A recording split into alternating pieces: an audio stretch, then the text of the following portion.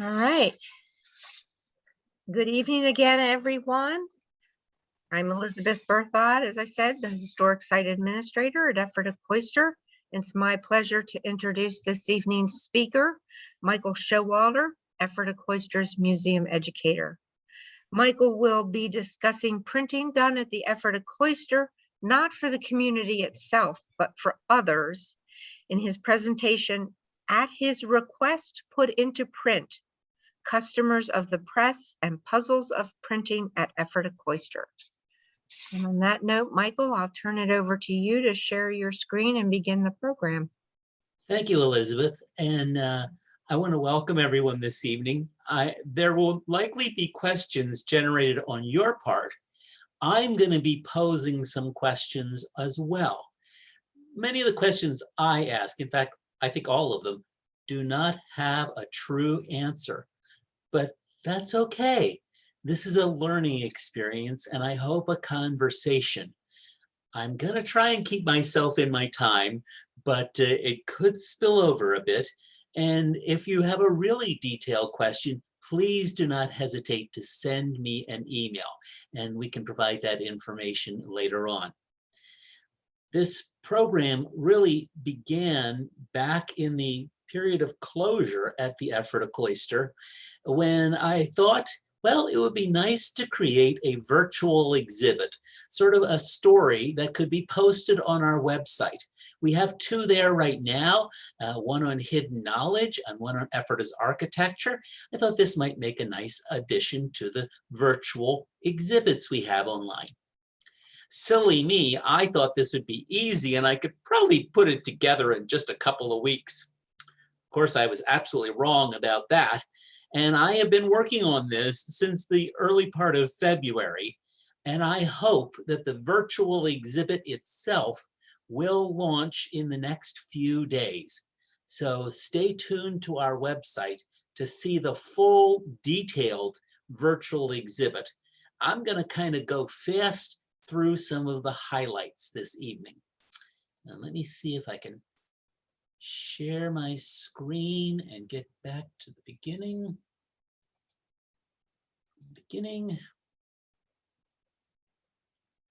So I hope you're all seeing a picture of a printing office. This was published in Germany in 1740, and it's probably very similar to what the Brothers printing office would have looked like at the Ephrata community back in the mid-18th century. By the late 1740s, they actually had two printing presses in operation. That'll come into our story a little bit later on. You also see the folks composing type. And the real feature of this illustration that I enjoy is what's probably the printer on the back left side talking to a customer on the right. That is, in one sense, the theme for this virtual exhibit and the talk. We're going to examine items that were printed not for the Ephrata community, but by the community for people from outside. I've titled the program and the exhibit, At His Request, Put into Print, Customers of the Press and Printing at Historic Ephrata Cloister. Now you'll notice the top title in red is in quotes. I like to use quotes, and it comes actually from the title page of a book printed at Ephrata in 1745. The full sentence on the title page is sent by a friend and at his request put into print at Ephrata 1745. So here we go. The Ephrata brothers began printing about 1745, and they finished their work in 1792. In that 47-year period, they printed about 100 different items, roughly half of those for people from outside the Ephrata community. Those particular things printed for outsiders also come with some questions that I hope we can discuss and maybe consider tonight. One question is, what was the relationship between Ephrata and their customers? Another question, Who actually did the work and how did they learn their craft? Now that may seem like a silly question. We're talking about the brothers at Ephrata. Or are we talking about the brothers at Ephrata? We'll get to that. What was Ephrata's relationship with the contents of these things they were publishing for outside people? And finally, what do these publications, these things for customers, what do they say about the Ephrata community? Well, no firm answers exist to these questions. It's sort of the nature of history, which involves continual inquiry, discovery, evaluation, and reevaluation. This exhibit and this talk tonight invites you to join in the conversation about this very small part of Ephrata's very large story. Now, I mentioned 1745 is about the time the brothers started printing, but their printing history actually starts in Germantown, Pennsylvania, in the shop of Christopher Sauer, the first German language printer in America. And Sauer was requested by the Ephrata community to print a hymnal. As he was setting the type to print the book, he came across a song composed by Conrad Beissel. And he really did not like the words. He felt Beissel was comparing himself with Christ. Sauer objected, even publishing a pretty nasty editorial in his newspaper. This one particular song, Song 400, I'm showing you just the first, 11 verses. There's actually 24 verses to this song. Pretty typical for Ephrata to go on and on. But the song caused some controversy, but the hymnal was printed by Sauer in 1739. And here's the title page. Simple translation, The Zionitic Hill of Incense or Mountain of Myrrh. Of the 691 songs in the book, about half of them had been brought from Europe. The other half were composed by Beissel and his followers at Ephrata. Well, actually, yes, at Ephrata. But this controversy over the contents of the book with the printer may have inspired the brothers to acquire their own printing establishment. And actually, Sauer may have also inspired one of the first crafts to be practiced in Ephrata's printing office, and that was the bookbinder. Sauer had published an edition of the Bible in 1743. He pre-sold the book. And when people showed up to claim their copies after the printing, he couldn't keep up with the binding. So he advertised in his newspaper that those who were looking to claim their copy could get freshly bound copies at Ephrata. So we think the bindery may have been opened by a few years before 1745. And to support the bindery, the brothers operated a tannery, so they had the leather for the covers on the outside. The brothers also, maybe just before 1745, had a paper mill where they made their own linen rag paper. And they made their own ink using oil from their linseed oil mill, which they operated. The linseed oil was boiled with carbon, or in those days called lamp black, and it was a very thick and sticky ink that was used on the printing press. And then there was the actual printing press itself. This illustration is just a little off kilter, and I'll explain that. In the print shop, there were three main jobs. Probably one of the most skilled was in the back of this illustration, and that is the composer. He's the person who takes those individual pieces of metal type with one letter on the end of each piece of metal and puts them together in the right order, upside down and backwards, so it prints correctly and creates the pages of text. At the printing press itself, and this is where there's a bit of an error in this illustration, the two men would have stood on opposite sides of the printing press. And the first one I'm going to talk about is the beater, and he would have been standing with his back to us in this picture, facing the press. This comes clearer in a moment. But the beater used these round leather-covered balls stuffed with wool called ink balls to apply the ink to the type that had been put in the base of the press. The other man, you see him here grasping the paper, he belongs on that side of the press. His title is puller. And what does he do? Well, he puts in the paper, folds the paper down on this piece to the left, folds it down, folds it over top of the type that has the ink on it, and pulls on this lever. So we got the beater beating in ink, and we got the puller pulling the lever. Usually the two men would trade off positions throughout the day several times, a couple hours on one side, a couple hours on the other side. At Ephrata, they began printing with the German Froctor type. And Froctor is a typeface. The hand-done illuminated work we see here in America, that's kind of a later creation in the 18th century. This font was created in the 1500s and was a printing type, just like the type you have on your computer. By the 1750s, Ephrata had also acquired a Roman type font known as Caslon font, and that was a popular font used in the 18th century. So they were printing by the 1750s in both German and in English. And then there's the printing presses themselves. I mentioned the brothers had two printing presses by 1748. Neither of those are believed to exist. There are two printing presses with good, strong historical association with the Ephrata community. One was built about 1790 by John Goodman, and it currently belongs to the Cumberland County Historical Society in Carlisle. It was carried there by members of the Bauman family when they left Ephrata in 1830. The second press, which you see illustrated here in this picture, was built about 1804, again in Philadelphia, by Henry Oram.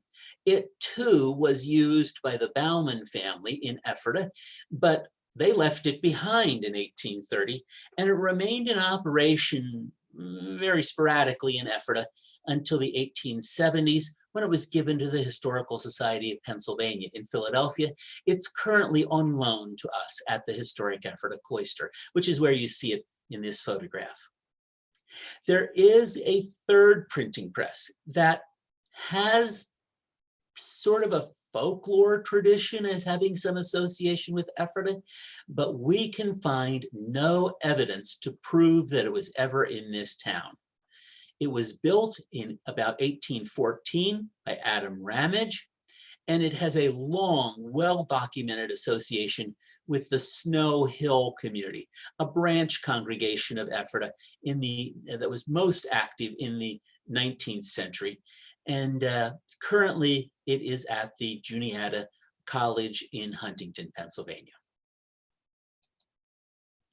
Where were they doing the work? Well, there is some archaeology that suggests the first printing works were on the Mount Zion Hill, the area where the brothers' house first was located on our property.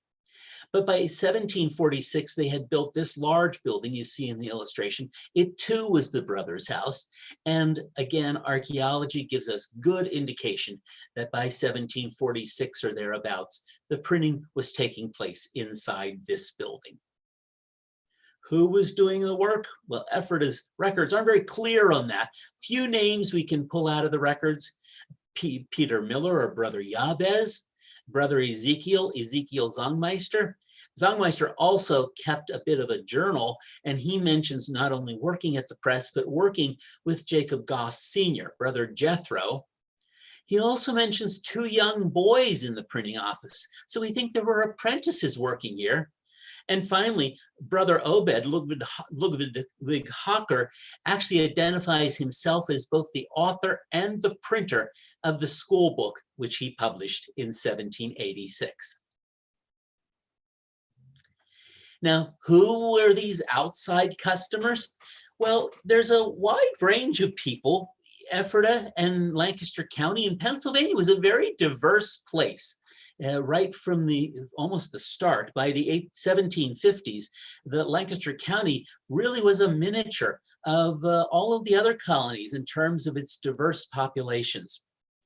Mennonites were probably one of the very first outside customers for the Ephrata printing press. And this particular book, The Earnest Duty of the Christian, is one of the very first items printed in the year the brothers began publishing in 1745. They reprinted this book for the Mennonites in 1770 and 1785. So 3 editions of this particular book for the Mennonites. But there were actually 4 titles total that were printed for the Mennonites over the years. This first edition includes a small section from the Martyr's Mirror, the great book of Anabaptist martyrs. The section that was included here was translated by Brother Alexander Mack Jr., who at the time was living at Ephrata. That Martyr's Mirror material does not appear in the 2 subsequent editions. But brethren were also customers of the press, and Alexander Mack Jr. was only with Ephrata for a few short years when he returned to the Brethren Church.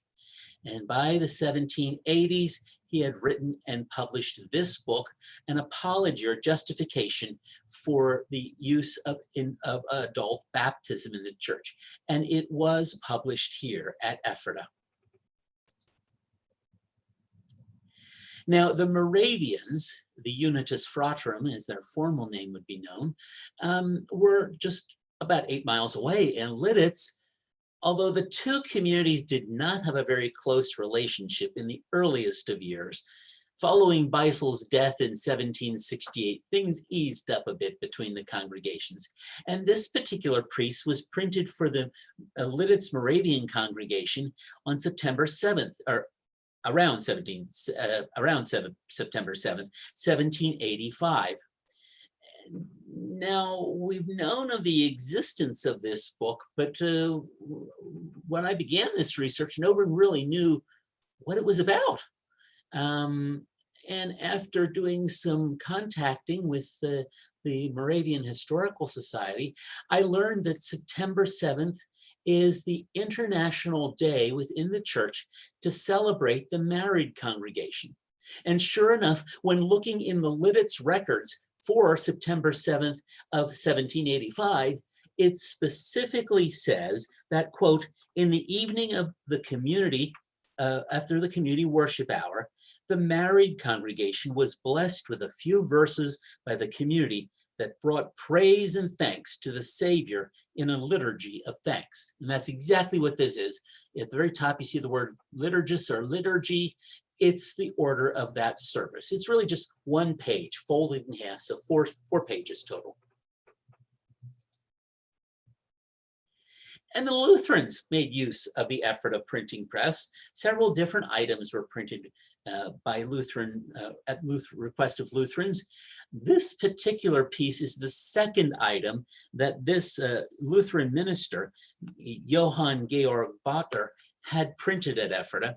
And while the contents of the 2 pieces, the 1784, the earlier piece, and this 1788, the first parts of the book are very similar in content. This particular piece has a real special appendix. It lists all the children he baptized. It tells whether their service was held in German or in English, what particular text was used during their confirmation. I said baptism, I'm sorry, confirmation.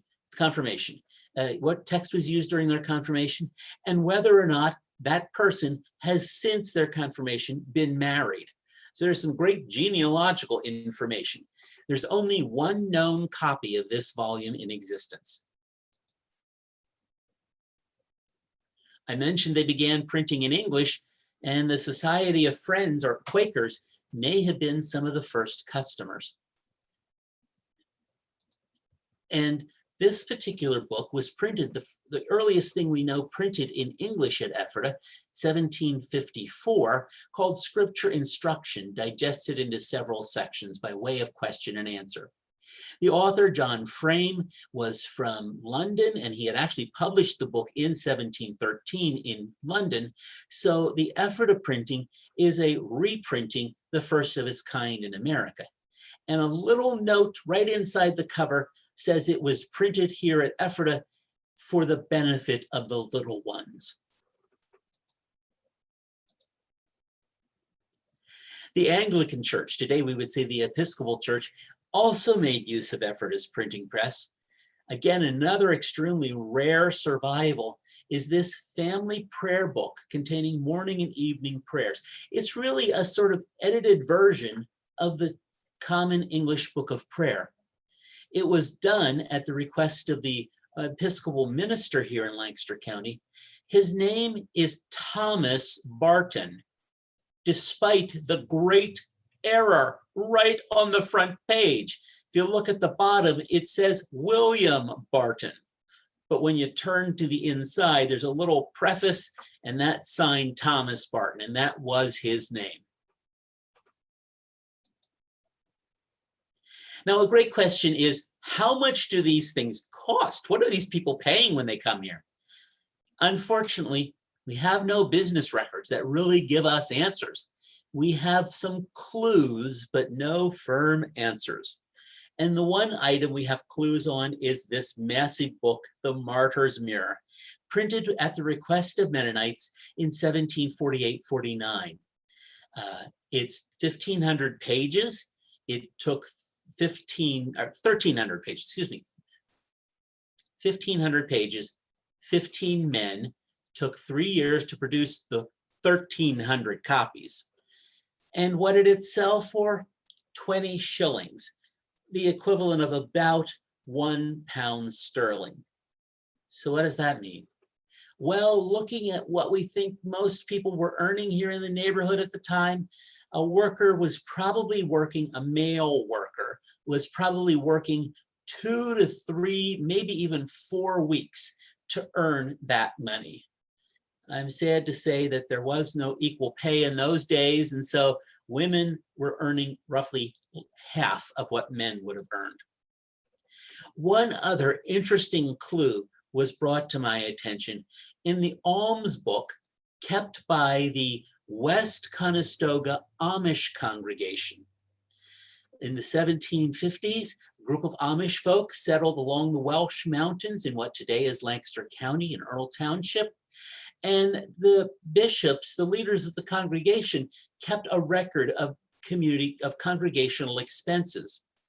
In this particular page, and I've got it translated here for you, it says at the very top, on the 9th of May, 1785, I, Jacob Kurtz, have taken £1 10 shillings from the Poor Fund for the prayer books that are to be printed at the cloister. Unfortunately, he doesn't tell us how many books he bought for that amount of money, but it is interesting, he's paying a price.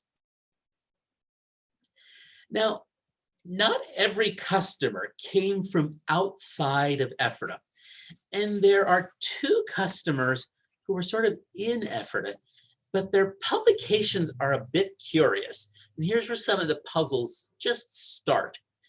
What I'm showing you is one of 2 books printed for one of the married members, Michael Miller. Michael Miller was a very faithful follower of Beisel's. He had come from the Tulpehocken region. Actually, he was converted there in 1732, but 1735, excuse me, 35. But it's not until 1742 that he actually moves closer to Ephrata. He writes 2 songs for the Ephrata congregation. And in 1748, he commissions the publication of this particular book.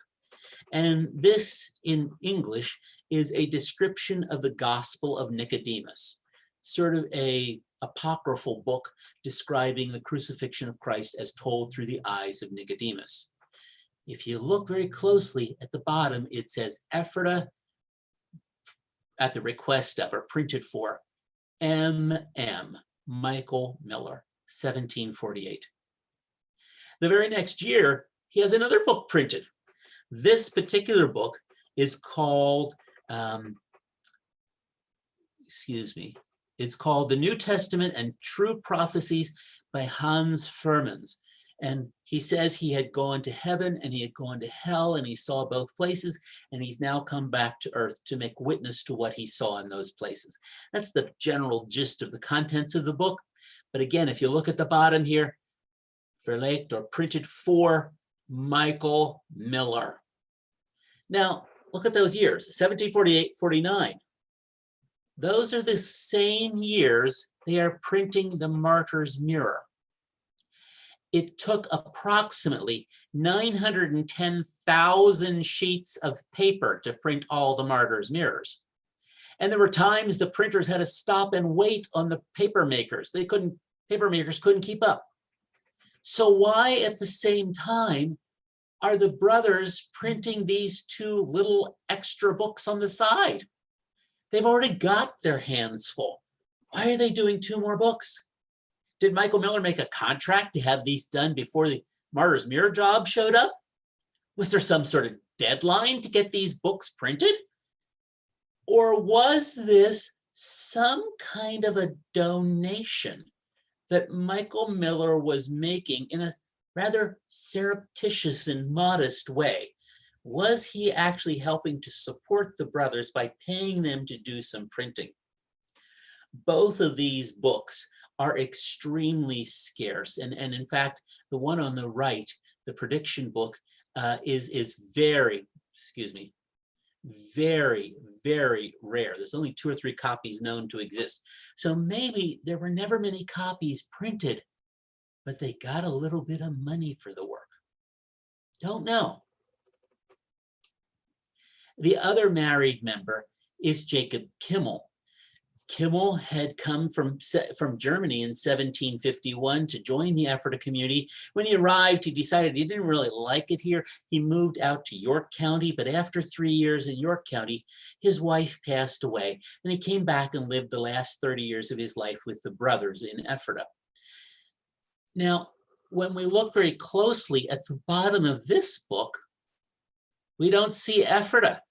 We see this other strange name, Parthenopolis. Parthenopolis. Well, it was somewhat customary in Europe to have kind of nicknames for towns. In this case, Parthenopolis is roughly translated to mean Virgin City. And recall that Conrad Beissel believes that everyone must lose everything of the world, become a virgin, so that they can be filled with Christ's and God's Spirit at the second coming. But why would Jacob Kimmel want this Paranthropolis name used? Was he just playing along with the idea of a nice nickname? Or was this also a donation by Jacob Kimmel to have this book printed? And yet, at the same time, Kimmel was actually living in the Ephrata community. Was he trying to suggest that, well, here's a book that's being published, and as a resident of the community, I'll share in the profits, but I don't want to announce that I'm sharing in the profits, so I'll just kind of hide where this is printed. It's kind of a stretched kind of idea, but I just wonder about why would he choose to use that name? And then we get into some really big mysteries. This particular book, oh, no, wait a minute. Before the big mystery, a mini mystery. Mini mystery is who ordered these 2 books. They were both authored by a man named Anthony Benezet. Benezet was a very active member of the Friends in Philadelphia. He had established a school for girls. He had established a school for Africans. He had been involved in creating the first abolition society in America. He had been involved in issues relating to religion, to social welfare, to education. And this particular book, he authored just a year or so before he passed away, and it's about Native Americans, talking about how friendly and wise and generous they are. Benezet had attended some conferences between the government and Native Americans. That was translated from the English into German. The other piece of Benezet's that was translated is this particular piece. let me read you the whole, I'm not going to read you the whole title. It's very long, as you can see, but the title is, get it here, A Short Account of That Part of Africa Inhabited by the Negroes. And he goes on to explain how the Negroes are very wise, generous, and good people. And he quotes from visitors who actually had been to Africa. But the part of this title that's buried down at the bottom, I really like. He says, it is printed for the third time, and in fact, this is the third edition, but this time printed for the third time in High German, so the High German nation would observe with compassion the condition of its poor fellow creatures. Both of these books, printed in German, were really aimed at broadening Benezet's efforts at finding supporters and in a wider German audience. My question is, who did the translation? Could it have been one of the members of Ephrata? My suspicion is it may have possibly been Ephrata's Peter Miller. Miller had translated a book from English into German for Ben Franklin. He was also in charge of translating the Great Martyr's Mirror from its original Holland Dutch into High German. So Miller had the gift of languages. Was he the translator of these books? And what do these books say about Ephrata's attitudes toward Native Americans and Africans? Does this mean they support Benezet's ideas? Or was this just some more work to earn a little bit of money? We really don't know. They don't say too much on these subjects within what writings survive at Ephrata. Now, here's the big mysteries, the start of the big mysteries. One of the strangest books published at Ephrata, at least I think so, a book on metal mining and mineralogy in Peru. Huh? Metal mining in Peru? What does that have to do with Ephrata? Well, the book was initially published, written by a Spanish missionary to Peru, and it was first published in 1640 in Spain. On the title page of the Ephrata edition, it says that they are publishing the first German edition. Not really. It appeared in Germany in 1676 already. But it is the first American edition, the first edition published in North America, and it's in the German language. So it's a strange book. What's its relationship to Ephrata? Well, look down below in the center here, GR. It says this work was submitted for publication by GR. For many years, people sort of guessed that GR is probably George Ross, a lawyer in Lancaster. He goes on to sign the Declaration of Independence. But I think we can now with confidence say that GR really is George Ross, because after doing a little digging, I learned that just the year before this book was printed, George Ross and some business partners began constructing an iron furnace in York County. So of course he wants a book about metal and metallurgy. But why in German? Ross is English all the way back in his family. Why would he want a book in German? That's part of the mystery. But one more even great mystery on this. Look at the bottom. Clearly Ephrata, gedruckt, printed by J. Georg Zeisinger. Who is he? Why doesn't it say the Brothers of Ephrata? That's what it usually says. Who's Zeisinger? Yeah, well, nobody seems to know. We've all done a lot of digging, and we just can't seem to find much about him. His name appears here in this book in 1763. How did George Ross know him? I don't know. Why is he printing at Ephrata? I don't know. And if you think back a slide, that book that was done for Benezet on abolition was done in 1763. Oh, so they're printing two books that year. Well, Keep that in mind for a moment. Because also in 1763 is this book, and it clearly says printed in Parthenopolis down below, if you can make that out. So now we're trying to disguise where it's printed, but it's printed by J. George Zeisinger. And this book is called The Christian's Duty to Render unto Caesar the Things that are Caesar's. It's actually a book encouraging the Friends or Quakers in Pennsylvania to pay the tax that supports the French and Indian War. Of course, Friends do not participate in war efforts. They don't want to pay the taxes to support the war either. So now we've got something coming off the Ephrata printing press that's taking a political stand. This just doesn't sound right. Ephrata tries to stay out of politics, tries to stay out of trouble, tries to stay out of conflict. But Zeisinger printed it in Parthenopolis. Remember I said they had two printing presses? Was Zeisinger renting one printing press so the brothers had some income while they themselves were working on the other printing press? Were the brothers on one side of the room printing that abolition tract for Benazet, while Zeisinger's on the other side of the room printing on a different press this thing supporting a political stand?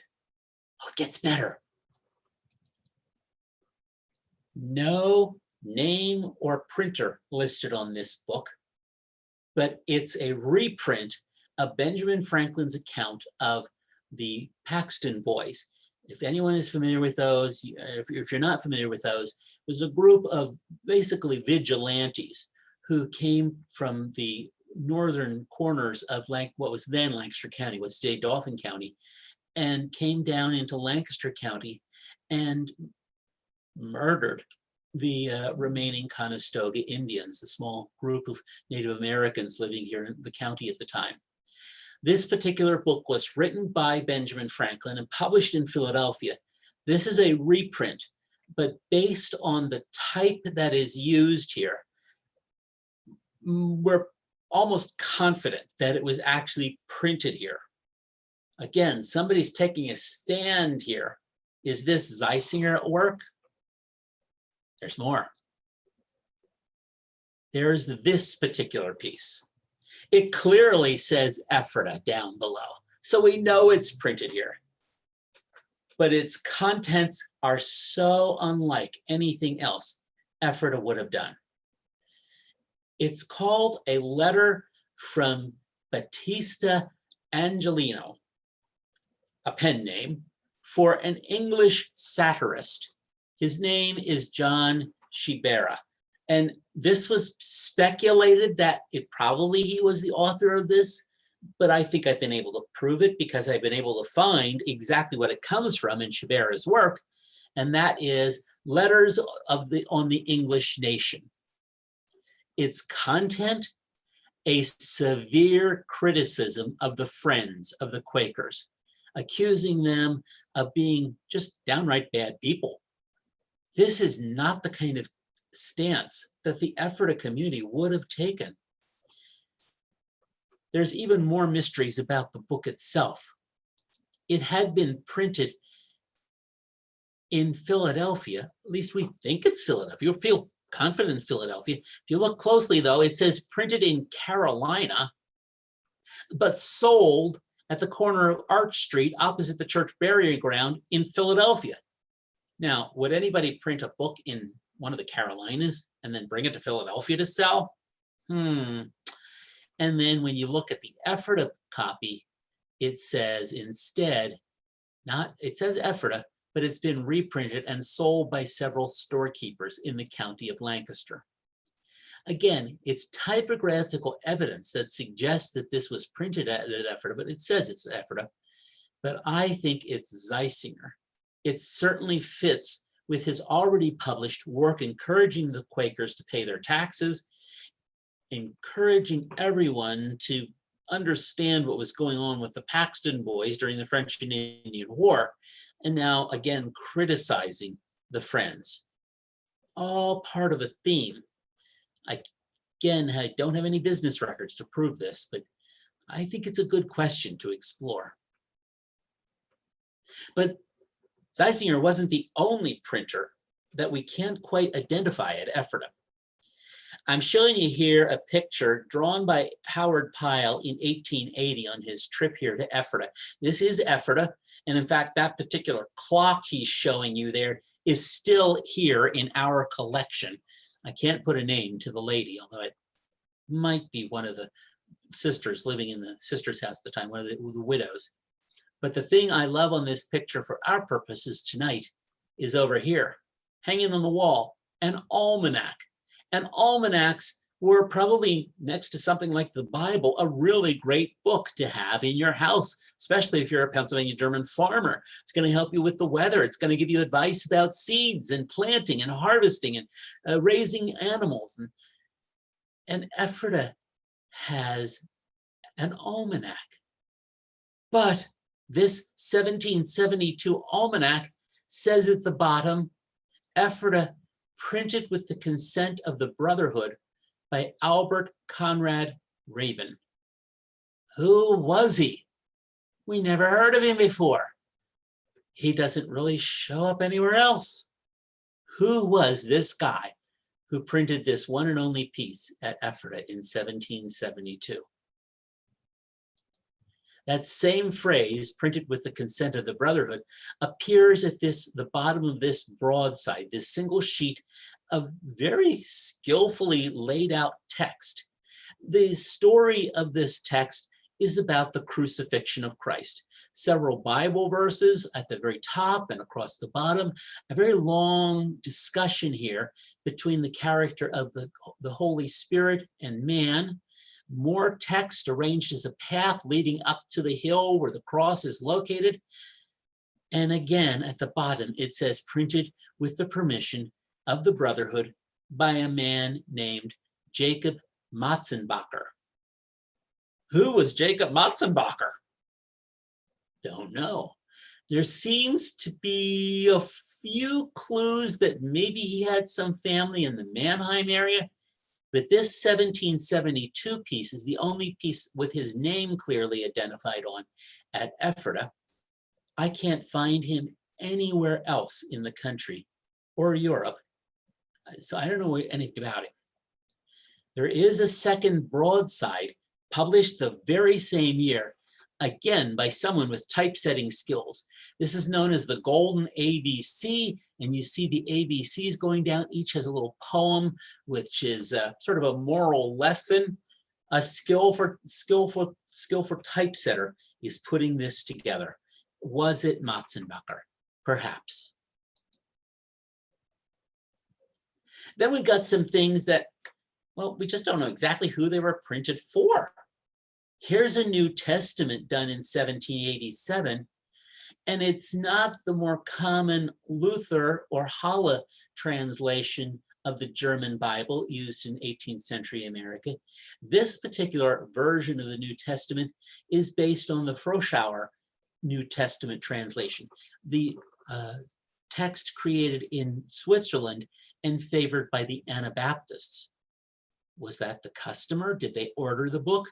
At the back, the book says the brothers bore the cost for printing this book. Were they printing it for themselves?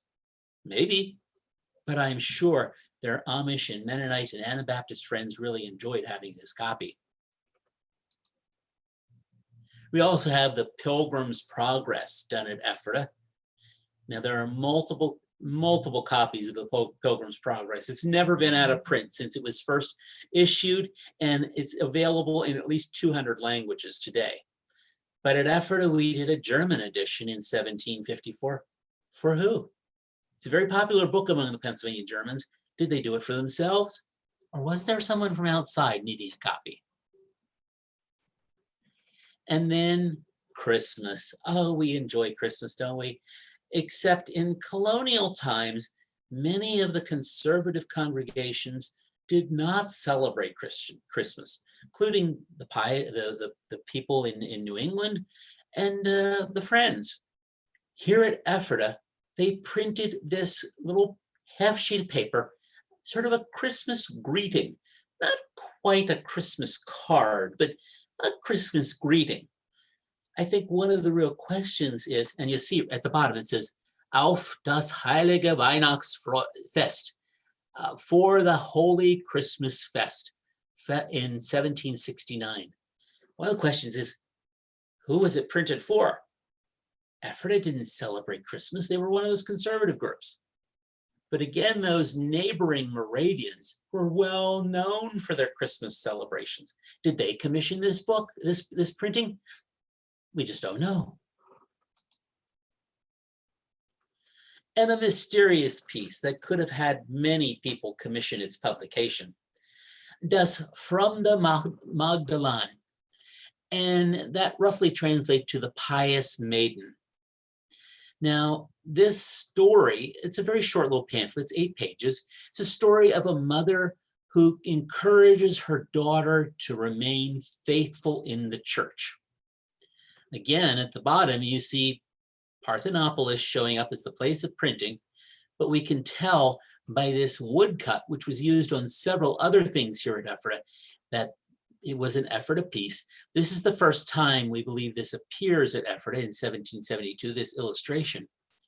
And if you're good at German, it says under here, from the English, or translated from the English. Well, everyone has been repeating this for at least since the 1940s, when the first list of Ephrata publications was assembled. But no one really explained what English publication. Again, some deep, deep digging and a lot of luck, I was able to locate the Heaven's Damsel, or the parent's blessing, being a true relation of the early piety of a young damsel. This is the English piece, word for word, of the German translation. And it was probably printed in Newport, Rhode Island, where Ephrata had some friends among the Seventh-day Baptists, probably printed about 1755. There's only one known copy of this, and it does not have a printer, pace of publication, or date on it. All of that information I just provided is based on similar things printed at the place and time, 1755 Newport. Deeds. Now, Ephrata did work for outside customers of a more practical nature. It didn't all have to be very spiritual focused.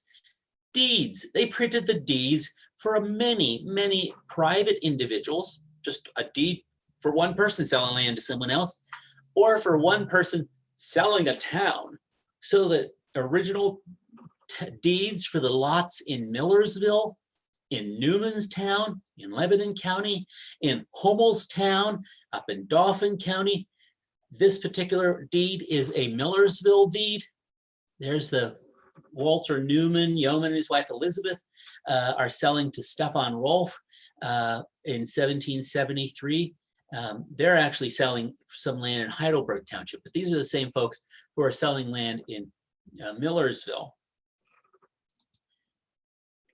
In doing some completely unrelated research to this printing project, I was looking for the legal document that an apprentice has to sign.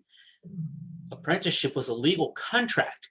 You signed your name as an apprentice, you promised to follow all the rules. The master signed his name, promising to provide an education.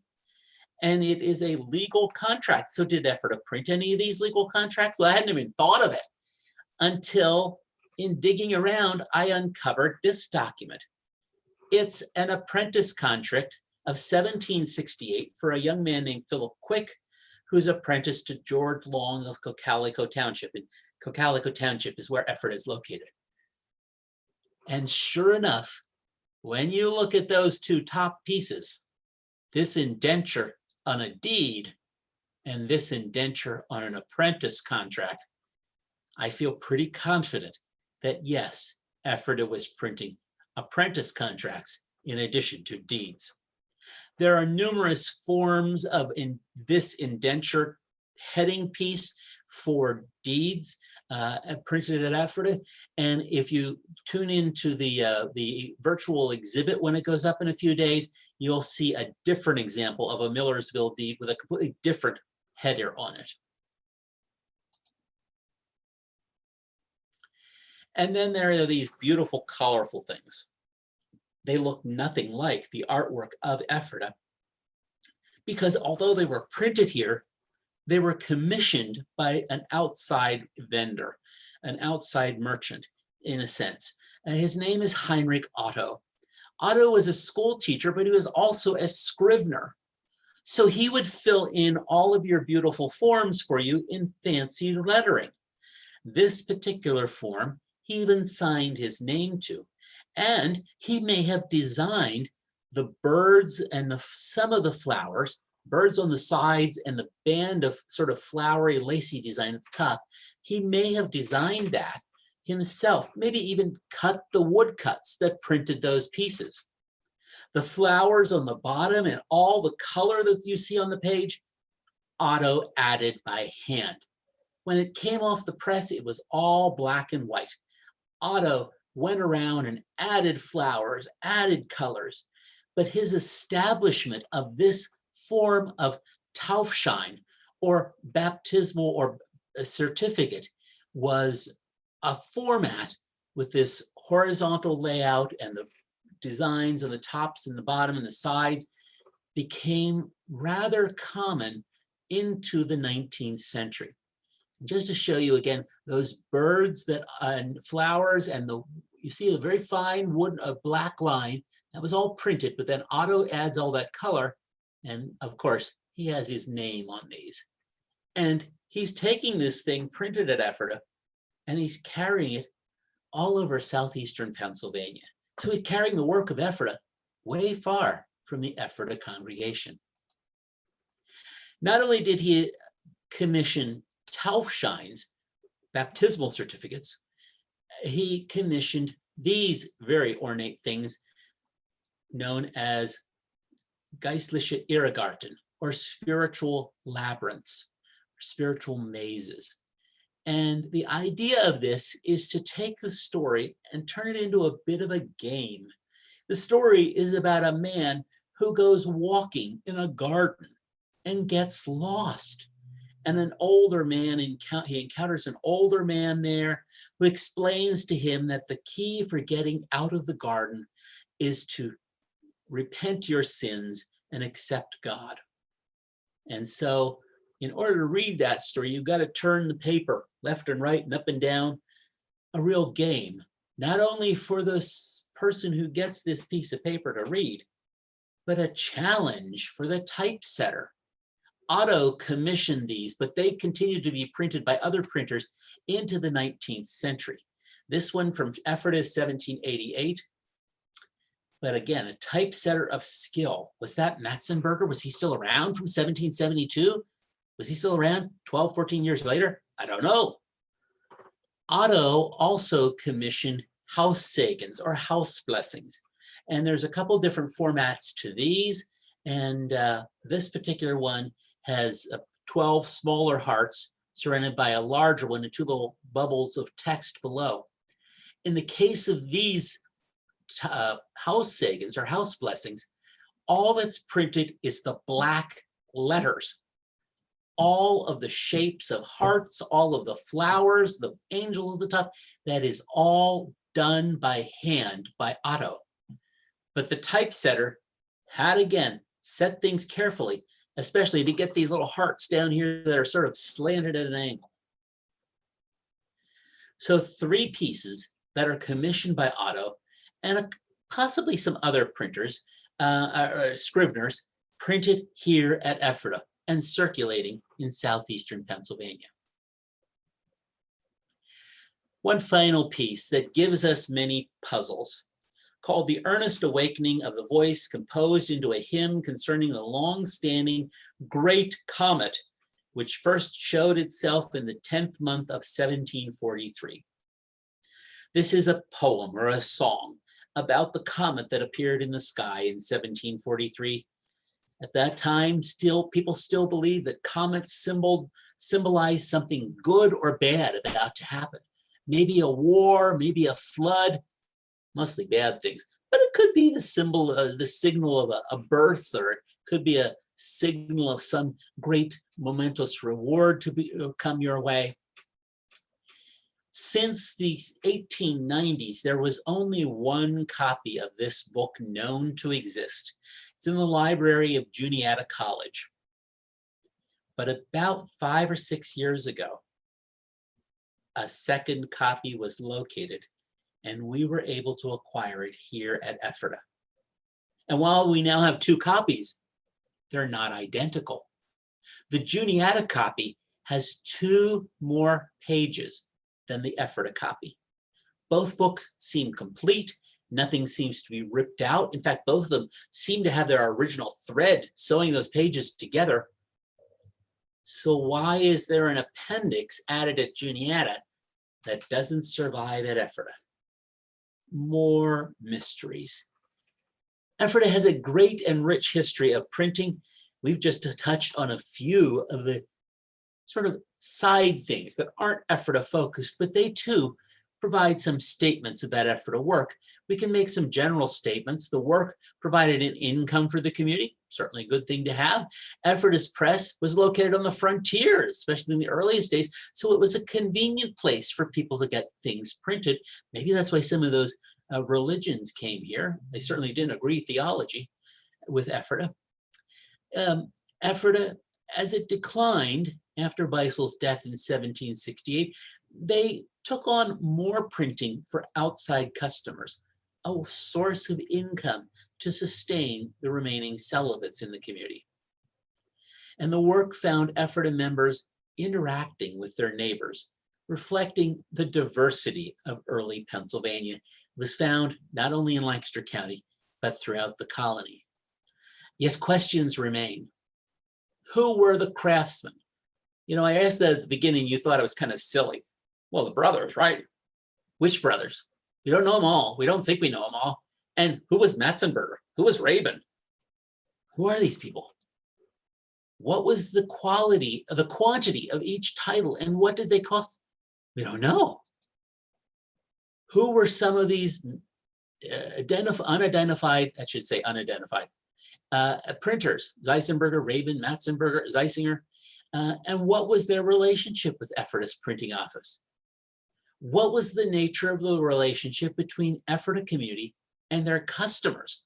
What did they think when Thomas Barton, the Episcopal minister of Lancaster, came walking into their shop?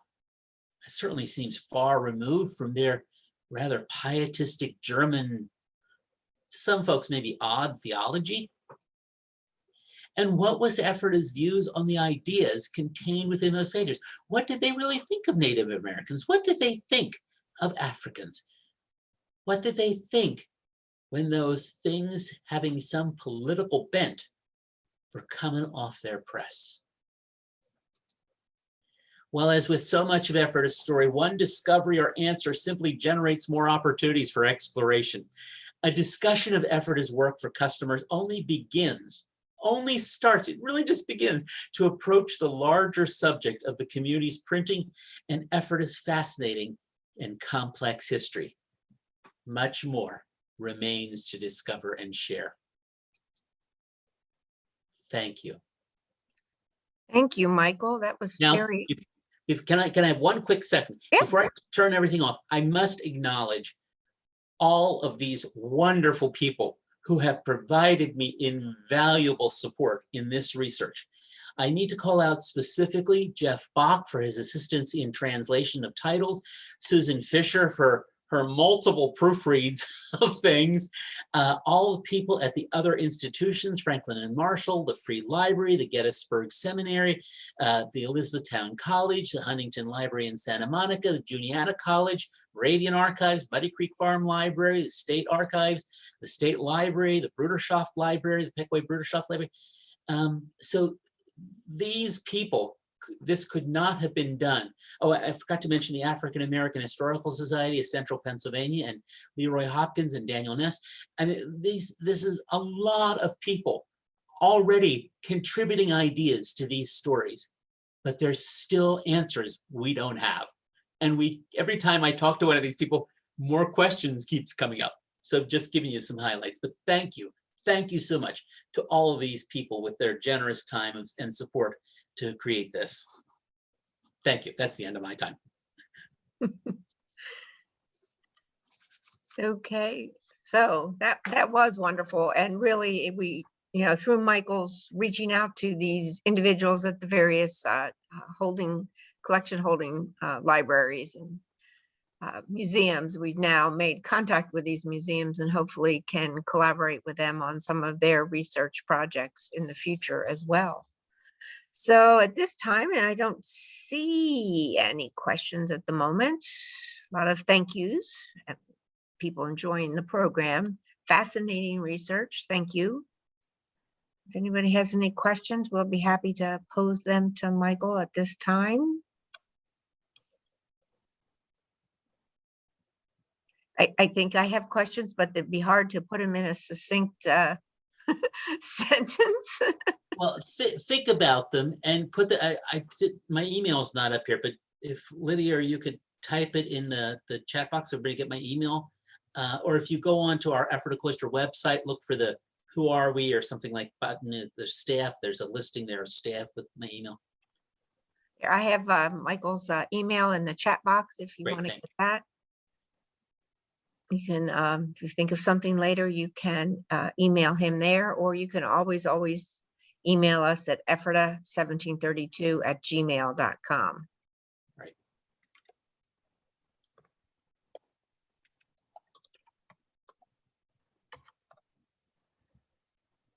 When did the printing, here we go, you got a couple questions coming in. Whoop. When did the printing cease to be done at the cloister? 1792. And I will say that there's another printer who seems to come into Ephrata just as the brothers are finishing, and that is Benjamin Mayer. He's only here for a few short years and moves to York. He's succeeded by a man named Solomon Mayer. We have no idea if they're related. We just can't figure that part out.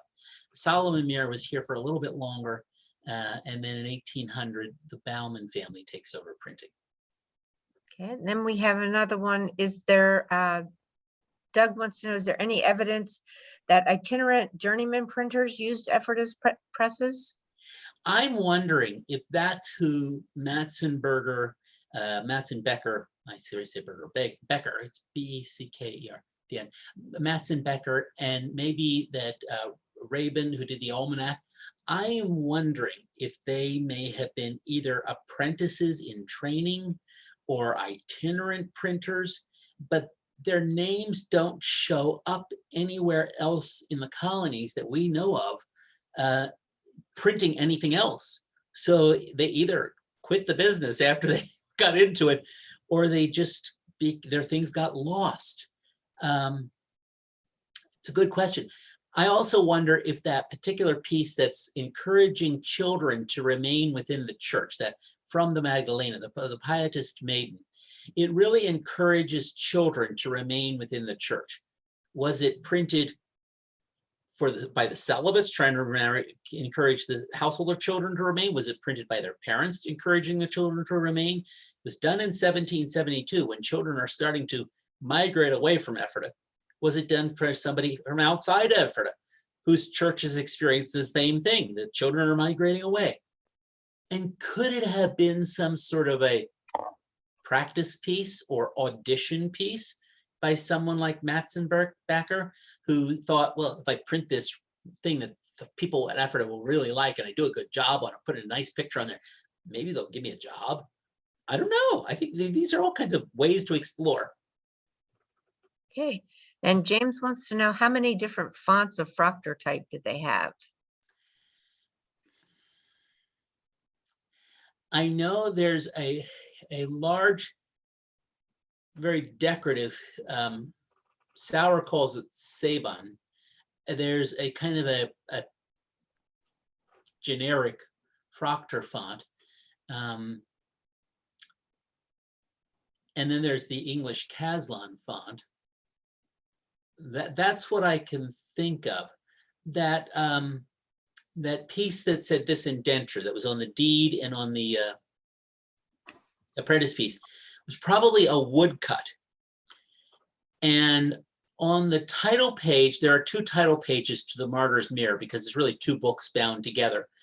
The one title page is a very large, very fancy font that doesn't appear on anything else here at Ephrata. The second title page also has two large letters that don't appear anywhere else, but they're a little more crude and simple. And I'm wondering, their shape, the letters that are in there closely resembles the actual hand-done calligraphy that was done here at Ephrata. Wondering if there were woodcuts actually made here at Ephrata. Interesting. Tillman wants to know, did Johann or Samuel Baumann print in the Cloister print shop? No, the Bauman's printing office was somewhere across the street and probably across the creek. If any of you are familiar with Ephrata, they're not on the Ephrata grounds. That's what I can tell you. They're somewhere else, not far away.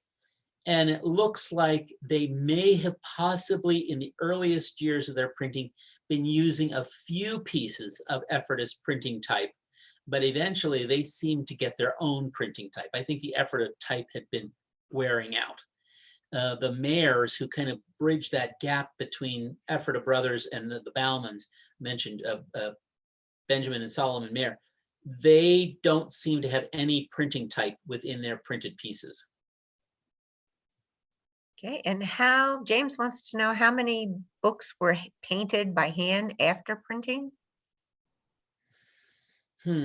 Well, problem is, again, we don't know how many were even printed. The things done by Otto, for example, those broadsides, and a broadside is just one piece of paper that's printed on one side. Those Taufscheins and Haussagans and the like. Otto, and Dolhauer is the other person. I was trying to rack my brain with his name, is another scrivener who has some work printed here. They added all that color and decoration, but we don't know how many they actually commissioned. I'm sure if someone did a real hard search of libraries and private collections, they might get a sense of how many survive, but how many were first printed, we don't know. Okay, and then Keith Heberling said, not really a question, but my grandparents were married at the Cloister in the early 1900s, and the certificate is quite beautiful. I'm sure it is. And Sue wants to know, when will the full exhibit with the text be posted? Well, have to ask a coworker that, but I'm hoping in the next few days we can get it out. There is a supplement to the exhibit that probably will not be out for a week yet. The supplement is just a Word document, just words and words, with all of the German title text in one column and all of the English translation in the other column. And in the case of that spiritual labyrinth and the deed that was in the exhibit, and that one cross-formed broadside by Matzenbacher, the full text of those will appear. Oh, the Taufschein also, the full text will appear. I have a few photographs I've showed you this evening that are not in the finished exhibit. Okay. But that supplement is still having its final proofreading German that had to be first transcribed.